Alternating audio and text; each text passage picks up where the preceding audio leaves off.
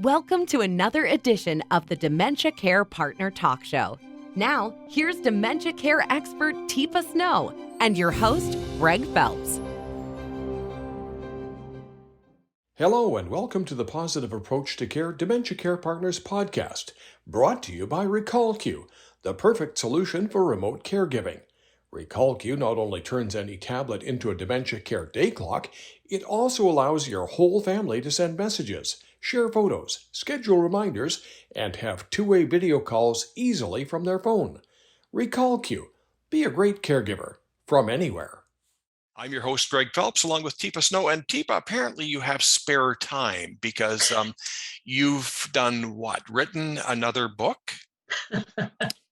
Well, with help. I would say with help, with support and help. We did put out a book. Yeah. Okay, so what's it called and where can I get it? I'm excited. Yeah, understanding the changing brain. So it's basically how can we help people understand brain changes so they can change their brains. Okay, so is this like about 1,000 pages or what is it? Not that many. We got it down to a reasonable number with pictures and things. And we also divided into chapters. And you can get it either from our website or you can get it from Amazon. And you can, we're to a place where you can even get electronically, if that's how you choose. We're doing all kinds of interesting things there. So if you're one of those ebook readers, it's a possibility to do an ebook rather than a paper product. Well, we'd like people to purchase it, but can you give us some of the highlights in some of the chapters? Because there are so many places that you could take us. Yeah. So one of the things we talk about is the different kinds of dementia. Like, what are some different categories and groupings of brain changes, and what do they look like? What are some why do I need to know that? Well, it turns out that different dementias behave differently in the early states, and it's sometimes important to know what you're looking at is not Alzheimer's. It's a frontotemporal dementia. And then we have a chapter on your frontal lobe is changing. What does that mean? Well, executive control, things like the ability to be logical and reasonable, the ability to control impulses, the ability to make choices that are consistent with values, or maybe the ability to get started on doing something, do it accurately, finish it, and then go on to doing something else, or look at yourself and know you need help or you're fine to do something accurately. Well, as a care partner or a family member, why do I need to know that stuff? Well, when I say to you, what do I do now? If you say, well, what do you want to do? That's not going to help me. If I knew that, I would have done it. So we also then provide, so what do I do now? You're wanting to know what you should do now. Well, I could really use your help, or you could go in the other room and there are the magazines in there that I know you tend to like to look at. You have a preference? So you're giving choices instead of just saying go away? Yeah, or do whatever you want. I mean, why are you asking me? Or, so really helping families understand at that moment, I don't know how to move a decision. I don't know how to get to a decision. I don't know how to do that. I need some help. But asking me what I want to do is more confrontational than helpful.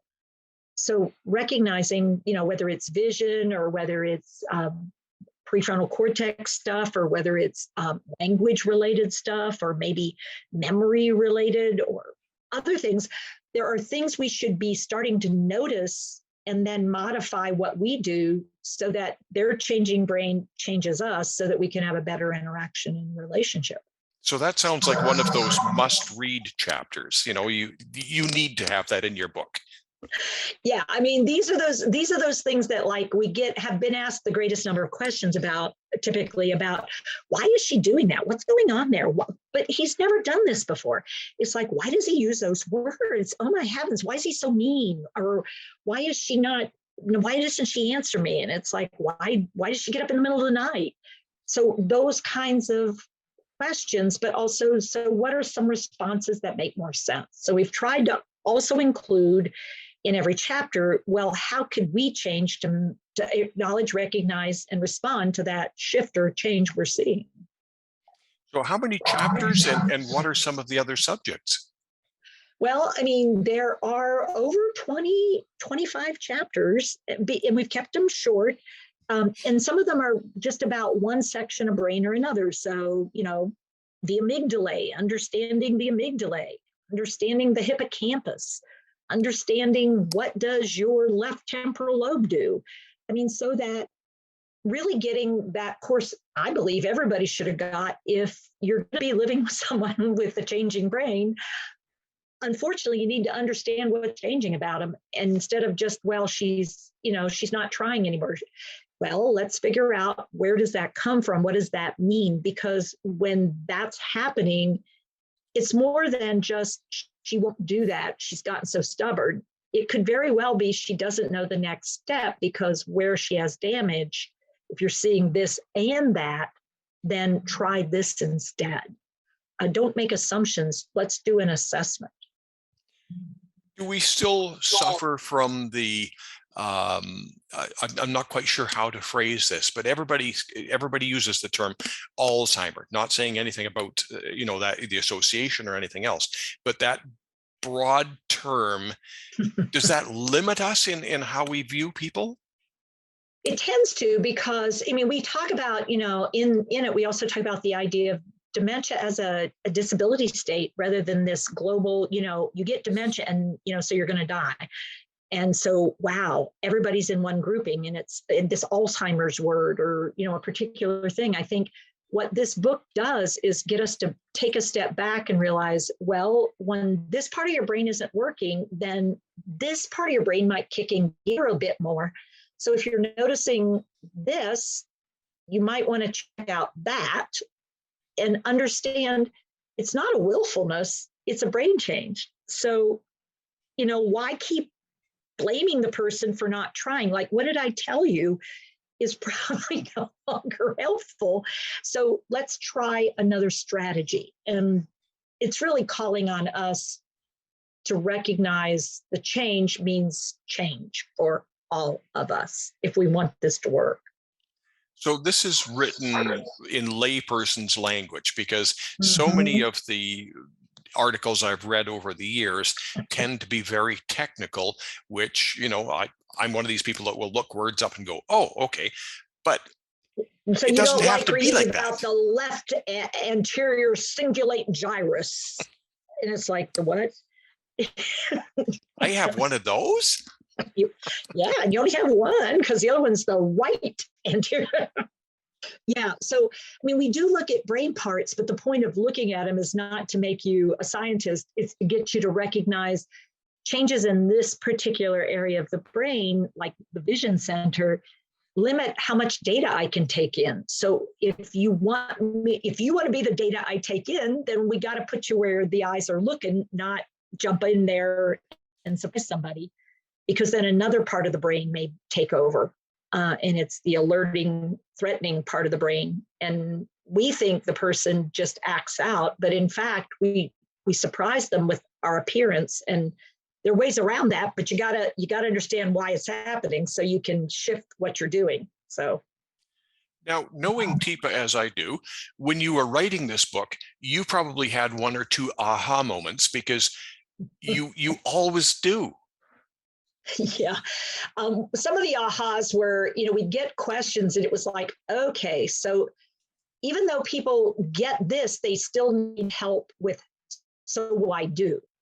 So that it's obvious to me, like, oh, if this, then okay, try this or this, but that's evidently not obvious to everybody. So we would take a question. One of the things we added into the book is take a question, and I would give my input, and then we'd have one or two other people from PAC give another piece, so that you got a couple of impressions other than just mine. So Dan Bulgarelli and Debbie Tyler both contributed their pieces to this, so that we have some different perspectives in the so what section. So what does this mean section? And each chapter has a couple of questions that are, so what does this mean? Kind of thing. So are you saying that even Teepa has a team, and that's why you're always telling us to build our team when we're working, trying to be a care partner? You better believe it. Yeah. because we're only so good on our own, and so having a full panel of people who are different than us can really help us see things we might have missed. Yeah. Teepa, thank you very much, and looking forward to reading the book. Thanks, Greg. Thanks for all you do too. You're part of the team. You've been listening to the Positive Approach to Care Dementia Care Partners podcast, brought to you by RecallQ, the perfect solution for remote caregiving. RecallQ, be a great caregiver from anywhere. Hi, I'm Teepa Snow, and you just found our YouTube channel and watched one of our videos. I'm the owner and founder of Positive Approach to Care.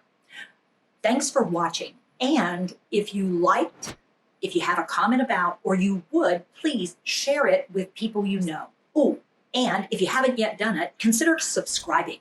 We'll let you know when the next new video comes out, and you might want to visit our website, www.teepasnow.com, where you'll find other resources as well. See you there.